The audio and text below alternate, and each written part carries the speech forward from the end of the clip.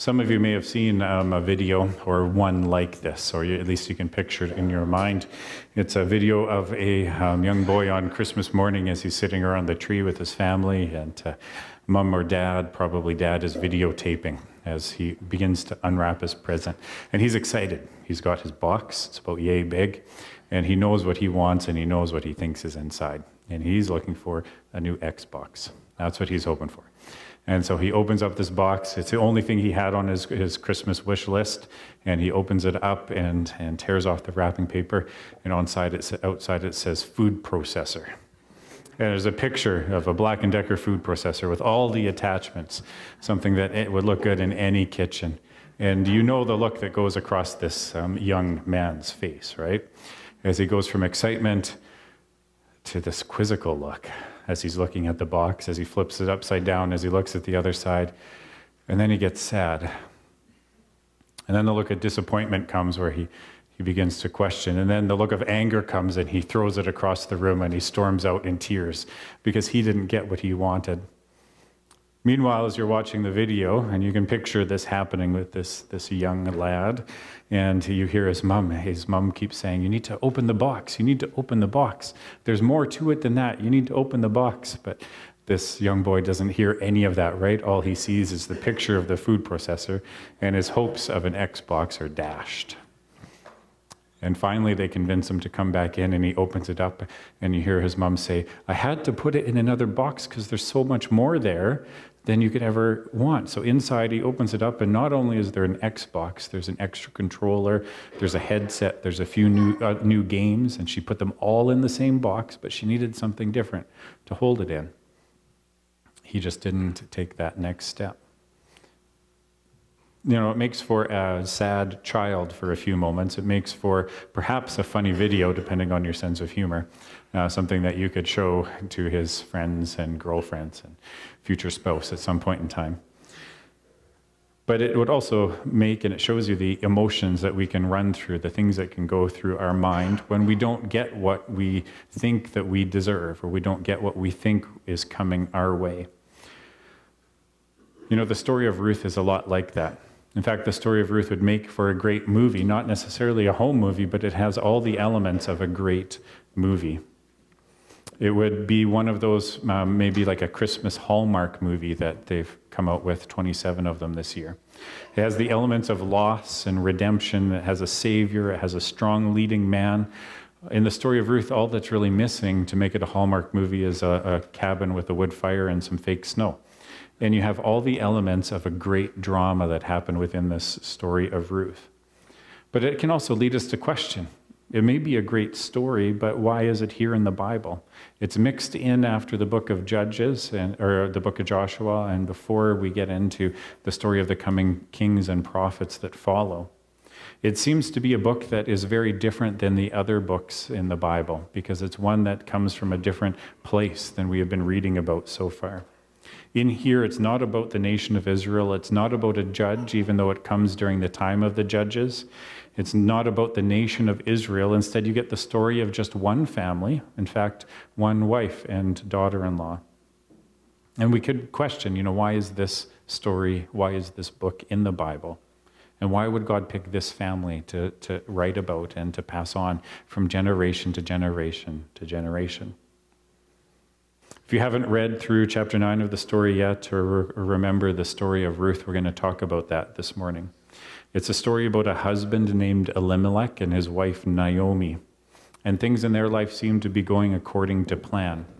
They're living in the promised land at the time, and things seem to be going well. You can picture the beginning of their marriage as they get married and have all of their hopes and dreams ahead of them. Soon things begin to change. They have a couple of sons, and a famine sets in on the promised land. We know from last week that throughout the time of the judges, famines came and famines went, and there was a reason for that, whether they were following God or not following God. And at this time, a famine came into the land, and things began to change for them as they began to struggle to make ends meet. We could make the story hit a little closer to home for us today if we wanted to understand it a little better. You could picture this story in your mind, which has the same ramifications of the story of Elimelech and Naomi. where one day your spouse comes home and you can tell that something's wrong on their face, that they're downcast, they're not really talking, they're a little off in the distance as you talk to them. And later that night you find out that at work they were let go, that they no longer have a job. And you encourage your spouse, you say, well, that's okay, things will turn around, you'll be able to find a new job, you're really employable, things are going to go well, but 6 months later there's still no work. You've run through your emergency fund, you're beginning to dip into your life savings so that you can make ends meet. And things still become difficult for you and your family. You begin to sell some of the things in your house so that you can have a little extra money, things that you don't need, things that aren't necessities. And slowly over time, 2 years has now passed and nothing has changed. You're still without work. You've spent all of your savings, and now you're not concerned about about your retirement or your portfolio or what's in the bank account. You're more concerned about where the next meal is going to be coming from and what will happen with your children as they begin to grow. And it's not just you who's affected, it's the whole region has gone into a depression. And things have become desperate for you. And you decide that it's time that you need to pack up and move and try a different place. And this is exactly what happens with Elimelech and Ruth. The nation went into a great depression. There was a famine in the land. They didn't know where they were getting their next meal from, and so they picked up with their 2 boys and they headed off into a foreign land. They headed off to Moab. Moab was one of the foreign nations that was back across the Jordan River. So they decided that they had to leave the promised land. They had to leave the land that was theirs in order to go and try to find food and make ends meet for their family. You have to understand that this was a big deal for them to do. It was a big decision for them to make, to leave everything that they knew, everything that they had, their generational history, their chunk of land that was theirs. But they needed to do something different for their sons. And so they left that land, went to Moab. The Moabites were descendants of Sodom. They were a pagan culture. They were the enemies of God. But this is where they went to. This is where they heard that there was still food. They had a glimmer of hope once they got there. And so they get to Moab as a family. And shortly after that, Elimelech gets sick. Naomi's husband gets sick and then dies. And now we have a widow and 2 boys in a hostile country, far from home and far from family. Things are all going from bad to worse, aren't they? And things begin to get even worse, or actually better for her as these young boys grow up. And things begin to have a turnaround. They have food that they're surviving in this land. Her 2 young boys grow up. And they marry 2 men, or they marry 2 women who are Moabites. These 2 young men grow up and marry 2 women who are Moabites. And so Naomi has 2 weddings that she looks forward to. And you can imagine with me the joy that she is feeling as things begin to turn around for her and her family. And very quickly in the story we learn that both of these sons got married, and then shortly after that, both of the sons also died. And now there's a widow left with 2 Moabite daughter-in-laws. All 3 of the men in her lives are gone, and she's living in a foreign land with 2 foreign daughter-in-laws. You can imagine with me the grief and the fear and the sadness that she would have experienced. Life was hard for them. It was difficult for her to be in this place at this time. Now, I can't even begin to imagine what this would have been like for her to lose her spouse and 2 of her children. But it would have been a very, very difficult time, and have been a very difficult place for her to be in. Have you ever had one of your kids, a toddler, it could be your own kid or a grandkid, come into your kitchen when you have your puzzle spread out on the table? And you turn your back for a minute and you hear a crash. You could turn around and all of those puzzle pieces are scattered out over the floor. You know, you were so close to being done. It was a 1,000-piece puzzle. You were ready to take a picture and throw it back in the box or whatever you're going to do with it. But this, in one way, is a simplified picture of what Naomi would have been seeing. Everything that she had put in place, all of the dreams that she had, all of the pictures of what her life could have been like were shattered and were scattered across the floor. Things were broken for her. And so she decided that the only thing that she could do was to head back to her homeland, to head back to the place where she grew up, to the land that was hers. So Naomi tells her daughter-in-laws that they should stay, they should go back to their own homes, to their own families, and start over. That surely they would find another man to marry, and that they would be able to restart their life there. So these two daughter-in-laws, Orpah and Ruth, they both say, we're going to stay with you. But then Naomi urges them, she says, go back to your homes and your families, recognizing that these are Moabite girls who would be leaving their families and their country just like she did. And so after her second urging, Orpah goes back, but Ruth stays with her. And we have this very famous verse that I want to read for you. It's going to show up on the screen. It says, after her second urging, Ruth replied, don't urge me to leave you or to turn back from you. Where you go, I will go. Where you stay, I will stay. Your people will be my people, and your God, my God. Where you die, I will die, and there I will be buried. May the Lord deal with me, be it ever so severely, if even death separates you and me. After this, Naomi goes, and it says that when Naomi realized that Ruth was determined to go with her, she stopped urging her. It's a pretty clear statement that Ruth makes to her mother-in-law, Naomi, isn't it? Don't urge me to turn back. Don't urge me to go on. Where you stay, I will stay. Where you go, I will go. Your people will be my people, and your God will be my God.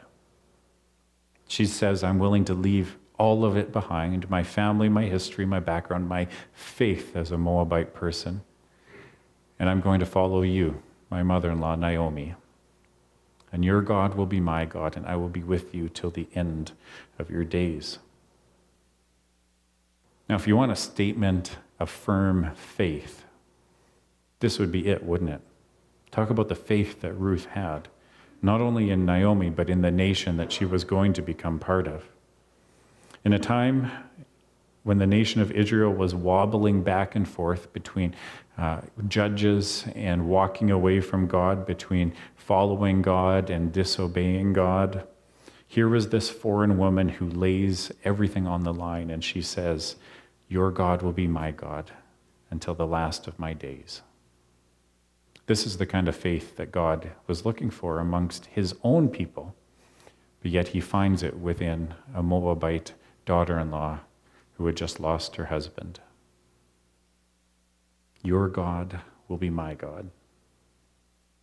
The text of Ruth carries on, and so these two women, mother and daughter-in-law, went out until they came and returned to their hometown. And we find out that their hometown was Bethlehem. Bethlehem at this time, many estimate, would be about a little village of about 200 people. And as she's walking back into this village, people begin to say, is that you, Naomi? Is that you? Have you returned?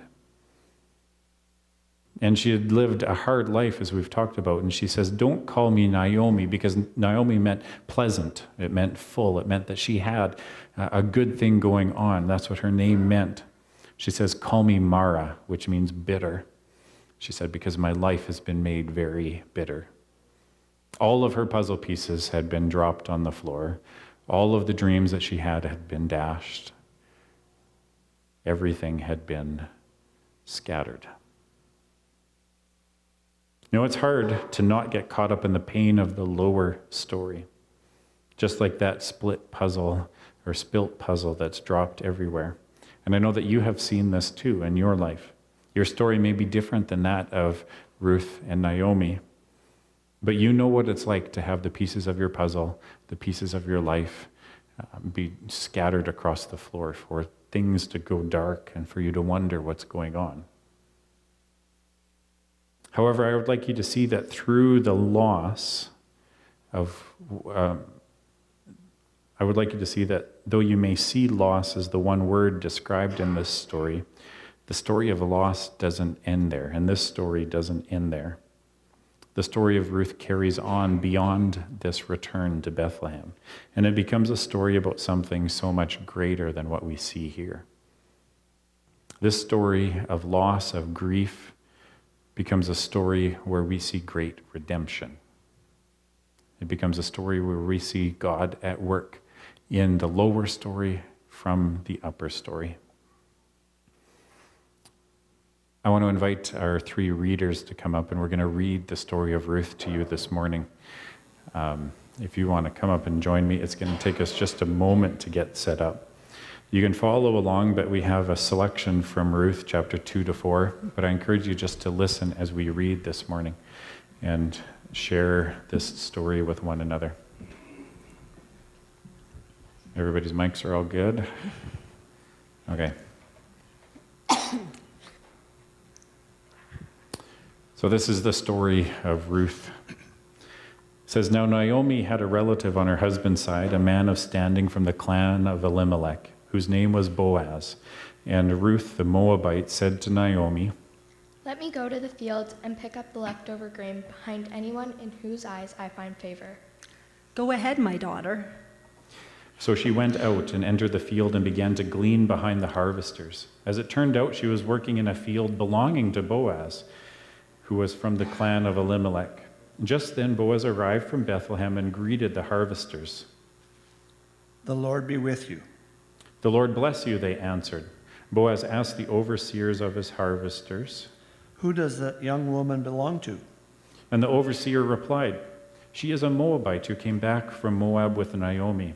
She said, "Please let me glean and gather among the sheaves behind the harvesters." She came into the field, and she has remained here from morning till now, except for a short rest in the shelter.' So Boaz said to Ruth, 'My daughter, listen to me.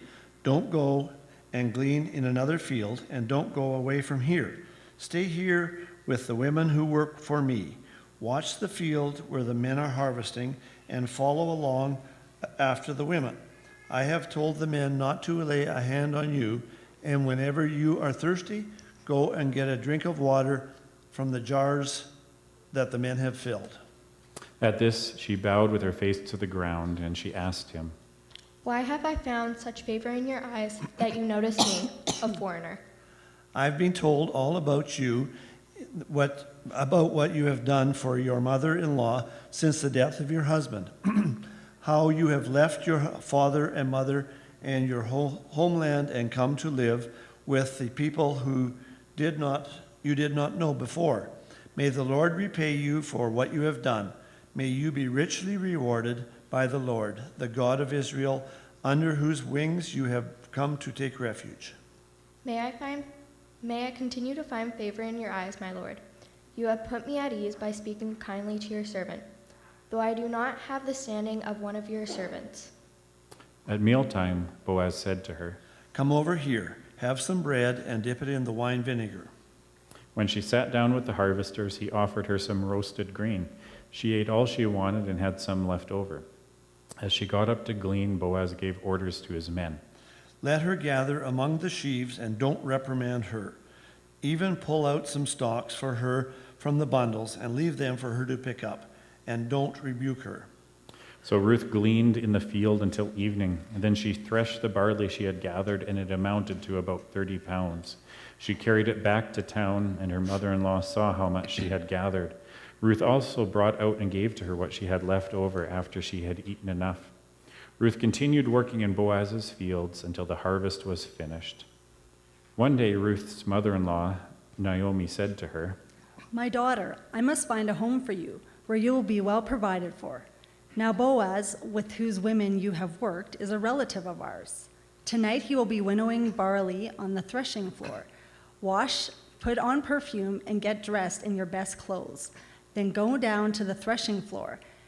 But don't let him know that you are there until he has finished eating and drinking.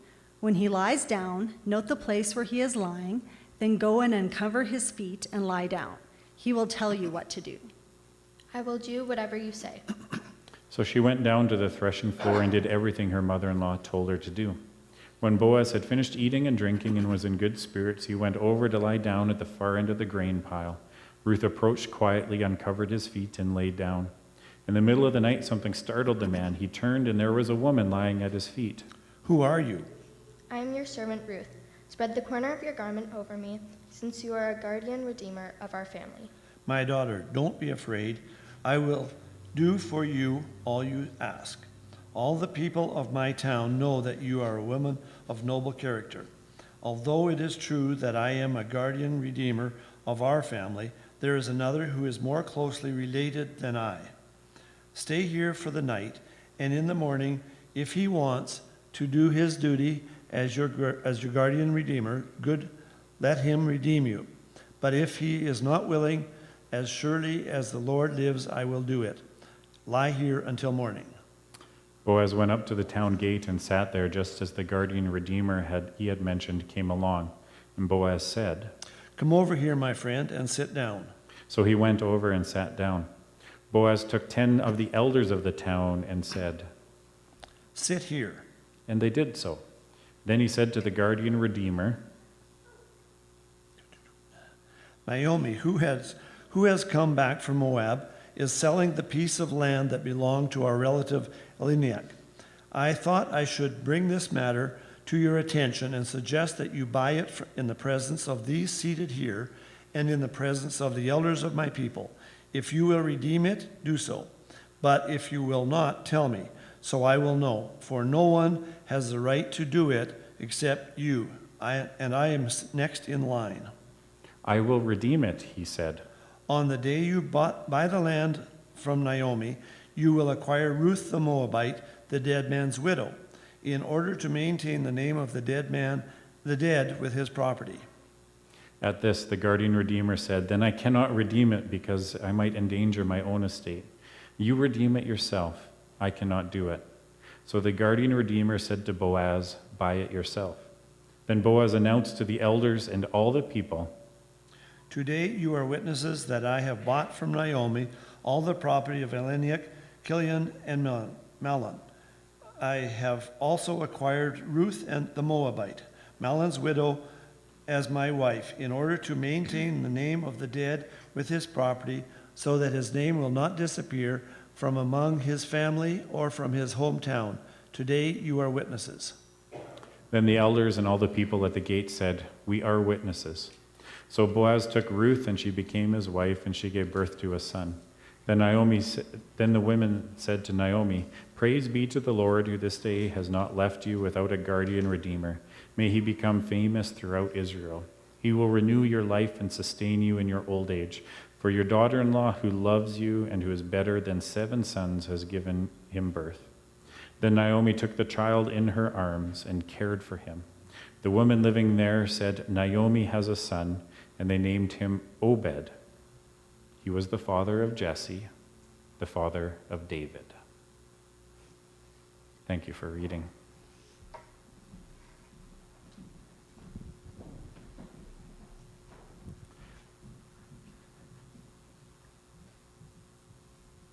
In the midst of this very difficult story that starts out with Naomi losing everything, at the very end we get a glimpse of what God is doing. Obed, the father that was born to Ruth, that is the heir to everything that Elimelech and Naomi had, became the father of Jesse, who became the father of David, King David. This is the line and the lineage that was carried on because of what happened in the lower story, but God was still at work. See, God is at work in the midst of a difficult process here. He was at work in the midst of the failings and the difficulties that happen in the world around him. He was at work in the midst of a story that was about incredible loss, but becomes a story of redemption. When God works in the midst of things, amazing things begin to happen. If you have the base sheet within you, the first fill in the blank says this. It says, God redeems the story of loss with an unlikely friendship. With an unlikely friendship. See, that person who came and helped Naomi and Ruth isn't who we would have thought it would be. There wasn't a spouse that came from somewhere else. It was the owner, as they returned back to this land, the owner of another parcel of land, a relative of theirs. But who would have guessed that the daughter-in-law, the Moabite, became the best friend of Ruth, her mother-in-law? At the end of the text, it says that Ruth was better than 7 sons. That's how good of a friend she was to her mother-in-law. That's how good of a daughter she was to her mother-in-law. We need to remember that we all need somebody at different times in our life, someone to reassure us, someone to help us get through life in general, and especially the difficult times. And we need to remember that that person, that unlikely friend, can come through the hand of God and in the work of God in an amazing way to support us and encourage us and to help us through those difficult times. And we can be that someone to someone else as well.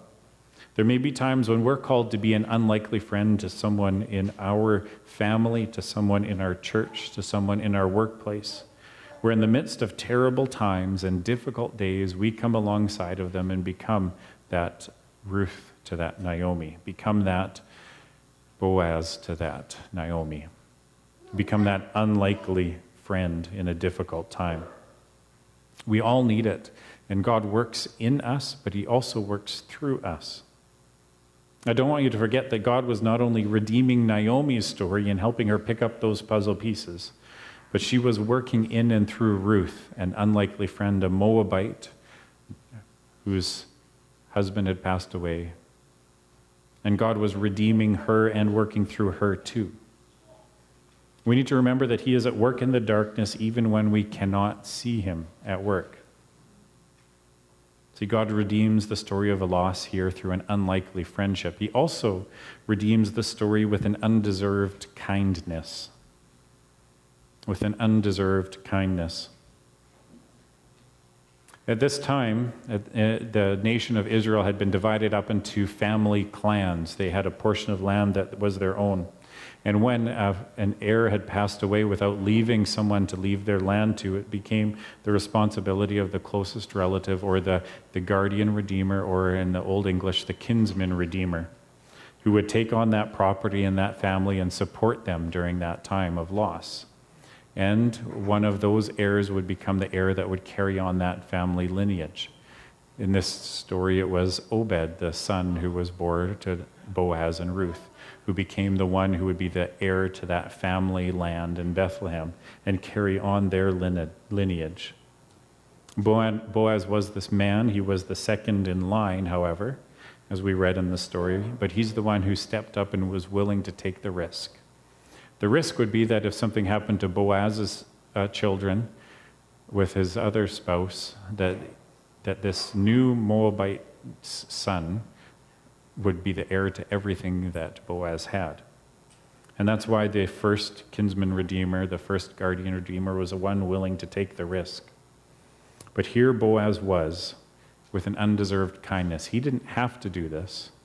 But we can tell from the story of the way he sought after it, it is something that he wanted to do, that he desired to. I want you to remember, a few weeks ago we talked about the story of Joshua. And in there we see the story of when they went into the city of Jericho, there was one lady who saved the 2 spies that went in as they spied out the land, and that lady was the prostitute named Rahab from that city. She saved those spies, she hid them, and she was rescued, and her family is the only surviving family during that time. Rahab was Boaz's mother. This is the story of how they melded into the people of God and created a family that not only understood that God's plan was bigger than just Israel, that it included love and care and grace and mercy for those around them. He knew that he didn't need to do it, but he also knew his mother didn't need to help those in Jericho either. But she did, and he knew he would. And the living legacy that was born from that carried on from generation to generation. And we also see that God redeemed the story with an unpredictable ending. Who would have guessed that God was taking all of the broken pieces and putting them back into a picture that we could have never imagined, into a beautiful picture.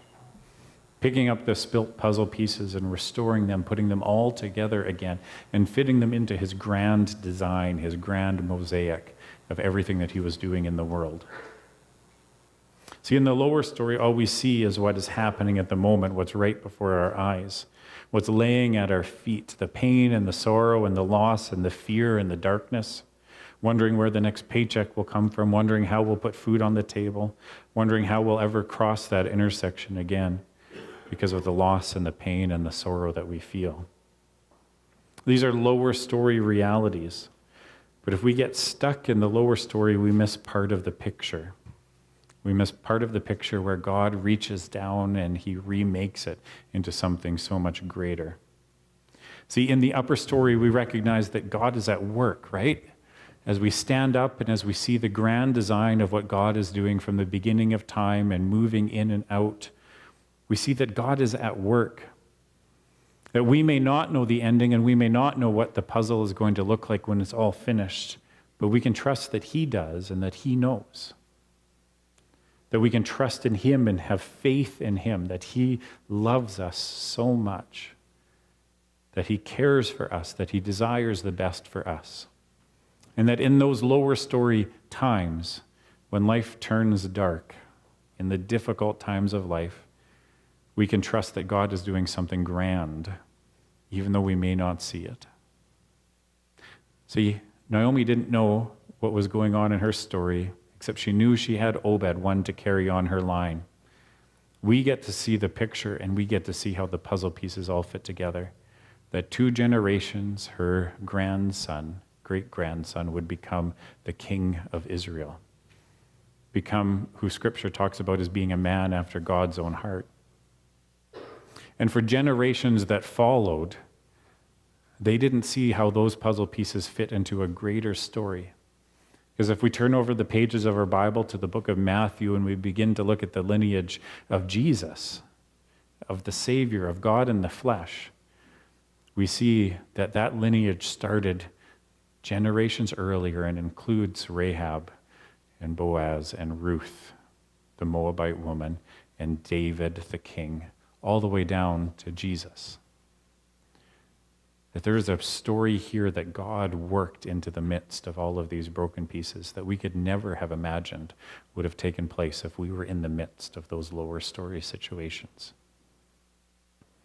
We need to, in our times, trust. And I know how difficult that sounds, that God is at work.